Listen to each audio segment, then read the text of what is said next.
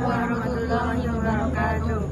Fasting in the first 10 days of the Hijjah summary.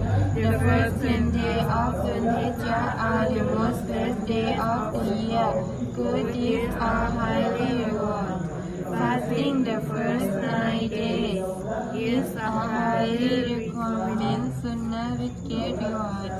Day of Arafah, fasting on this day expiates sins for the past and coming year.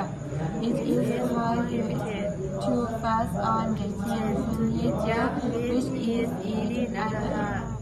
If you can fast on 9 days, try to fast at least on the day of Arafah. Pilgrims performing Hajj do not fast on Arafah due to the hardship. Instead, they focus on dua.